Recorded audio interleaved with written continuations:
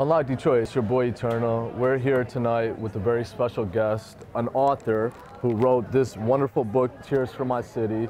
He had a book signing tonight at the Birmingham Public Library, which is over here in Birmingham. Right now we're at the after party, you can say. We're with Dean, and Dean, please say your last name so the people... Dimitrieski, okay. So basically, you know, Dean grew up in Detroit and he wrote an autobiography. Can you kind of tell the people what is this book about and why they should get it? What is it detailing? This book details the life of a child growing up in the inner city of Detroit when gang violence was at its strongest. We're talking the 70s and 80s. Gangs like YBI were running the streets. And I went to school with a lot of them on the east side, Ferry Elementary. I grew up with them, played ball with them. We just went our separate ways after playing ball. You know, they'd go in their direction, I went in my direction. So. And what is your direction exactly that you, because as we know, a lot of people from the neighborhood, you know, they're either incarcerated or they've been murdered or they're just not here. Right. You, fortunately, thank God, are here and doing very well, you know, writing a book. So what is the direction, what's the path you took? The path I took, it was, to me it was easy. My dad was a very strict person, so it wasn't a decision for me to join a gang. Early on, I was very pursued, you know, for the color of my skin. To have this white, unassuming child selling drugs. That's what they really wanted. But I didn't go that route, and everybody that did go that route, and you'll see throughout the book, like a lot of people are not around anymore. Okay, so speaking about the book, tell us a little bit about what you know, the beginning, the middle, the end. What is the book kind of? Is it encompassing your whole life up until now? Yeah, from beginning till now. Yes, it does. Okay. It takes the very beginning when the first memories I have of Detroit are the shoes hanging from the wire. How dramatic that was, and not knowing what it was, but knowing that it was a dramatic scene. And then later on finding out that that's someone that actually died on that spot and the shoes were thrown up in remembrance of that person. And we went down to take some pictures of the neighborhood. They're detailed in the book? They're detailed in the book, and it didn't take us long to find gym shoes hanging. So unfortunately, it remains a very prominent part of Detroit where shoes are thrown up. Unfortunately, that's still going on in the city. But okay, other than that, you made it out, and you know you've had tremendous success with the reception of this book at the library. It was just an amazing. It was one of the biggest turnouts they've ever had in their history.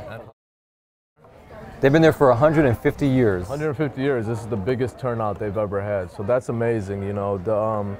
So the book details your life, okay, and we have the good stuff, the bad stuff. Is there anything you can let the people know, like anything specific, without giving it away? We do want you to read it, you know, go out and buy. First of all, let them know where they can buy it from. You can get it. It's going to be out everywhere. It's on Amazon.com. It's on Barnes & Noble, at BarnesandNoble.com, iTunes. So it's for every electronic, Kindle, iPad, and the Nook. So it's basically available in hard copy. It's available in paperback. Electronically, it's however your viewing pleasure is, it's available for you. Okay, so tell me, you're not a writer by profession, right? I'm not a writer at all. Not at all. So how did you decide, how did this project even come about, you know? What? It's the passion that I have for Detroit, to tell about Detroit through my eyes, as a child growing up, and then now as an adult looking back and never leaving Detroit, mentally and really even physically never leaving Detroit, wanting to be a part of Detroit in some way. So this is my way of being tied into Detroit all over again, because I had to put myself in a project like this to actually do that. I understand. You were speaking with myself and my partner, and I understand when you were bringing this book to different publishers, you had quite a bit of a problem getting it published in the beginning. Can you please explain to the people what that process was like? For the people who do want to be writers, aspiring writers, can you explain to them? Absolutely. I had a lot of challenges when it came to the publishing side, and it's not the challenges that you would assume. My challenges were, they were very interested in the book and then promoting it and taking it on a large scale, but there were a lot of stipulations that I needed to do for that to happen. And what were those stipulations? One of the biggest one was to disclose the actual names of the people that I dealt with, that I worked with, that I hung out with, and I wouldn't do that because these are dangerous people, and I wouldn't feel right doing that and disclosing that information. So I stuck to my guns, and I held off. We respect him for doing that because, you know, it just makes it all the more real. That's right. What were some of the other difficulties you faced in getting this book made? The difficulties, it takes a long time. You do have to surround yourself with talented people. You're not going to be able to do everything. You know, there's a person that took my thoughts and my ideas and put together a cover for me. And then I think the cover really tells the story in itself. It's a very beautiful cover, you know.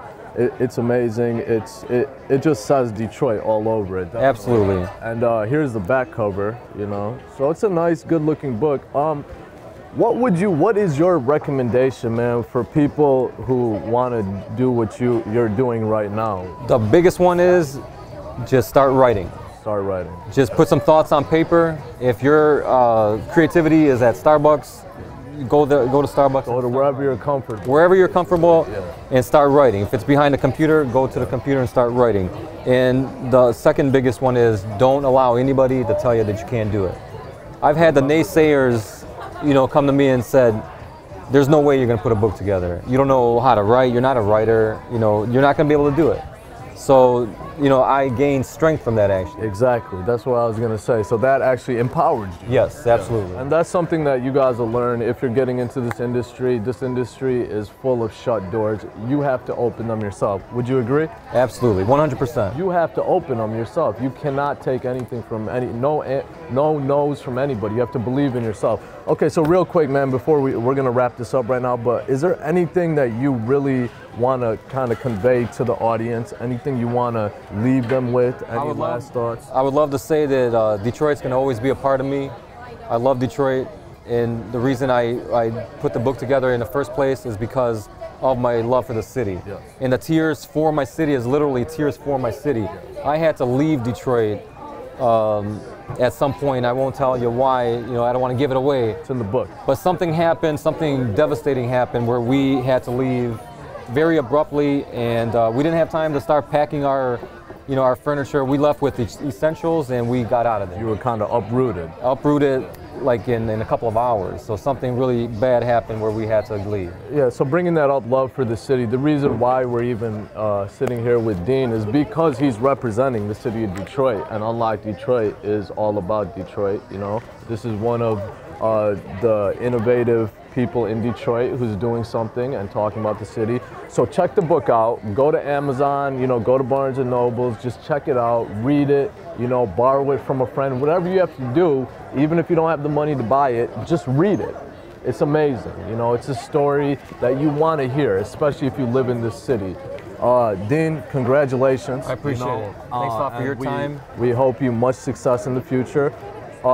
Real quick, man, what is your future that you're thinking of? Now you've written the book, what are you thinking of? I understand you want to make a movie out of it. Absolutely. This has to be on the big screen. Okay. I would love to see it on a series, like an HBO series, okay. Maybe like a 2 or 3 season series, or a motion picture. But that's going to be my next goal. Is to start approaching directors, producers, and getting it made. So I'm sure I'll hear you can't do that from people. But that's what I want to hear. You'll hear it, but you want to hear it. That means you're in the right direction. That fuels me more, so I'm in the right direction, like you said. Yes. We hope you have much success, you know, and we're going to support Dean every step of the way, every process. You know, whatever he does next, we're supporting him, and we're going to bring you, you know, just VIP access to Dean, to whatever he's doing. So this is Eternal. Unlock Detroit, Mr. Dean. Please say your name again. Dimitrieski. Dimitrieski. There you go. Okay. Anything you want to say real quick? Peace. I love it. Thank you. There you go, man. Peace. It's a wrap. Eternal. Unlock Detroit. Shout out to Randy, man. We're done. Awesome.